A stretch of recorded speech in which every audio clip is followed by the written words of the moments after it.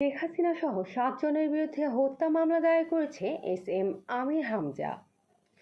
কোটা সংস্কার আন্দোলনের সময়ে ঢাকার মোহাম্মদপুরে মুদি দোকানদার আবু সাইদকে হত্যার অভিযোগে সাবেক প্রধানমন্ত্রী ও আওয়ামী লীগের সভাপতি শেখ হাসিনা সহ ৭ জনের বিরুদ্ধে মামলাটি এজাহার হিসেবে গ্রহণ করতে মোহাম্মদপুর থানাকে নির্দেশ দিয়েছেন আদালত।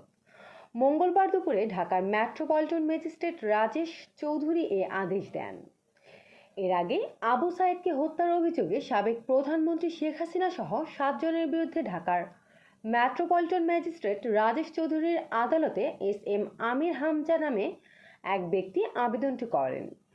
এ মামলার অন্য অভিযুক্তরা হলেন সাবেক সড়ক পরিবহন ও সেতুমন্ত্রী ওবায়দুল কাদের, সাবেক স্বরাষ্ট্রমন্ত্রী আসাদুজ্জামান খান কামাল, সাবেক পুলিশের মহাপরিদর্শক আবদুল্লাহ আল মামুন, যুগ্ম কমিশনার বিপ্লব কুমার সরকার, সাবেক ডিবি প্রধান হারুনুর রশিদ ও ডিএমপি কমিশনার হাবিবুর রহমান।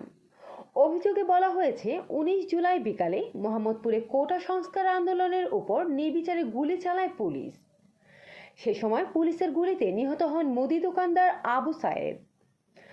আবেদনকারী বলেন, শেখ হাসিনা সহ অভিযুক্তদের নির্দেশেই গুলি করেছে পুলিশ। ছাত্র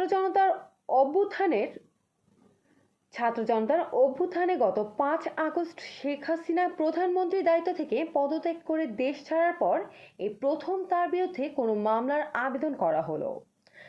মামলার বাদী আদাবর এলাকার বাসিন্দা ব্যবসায়ী এস আমির হামজা শাতিল।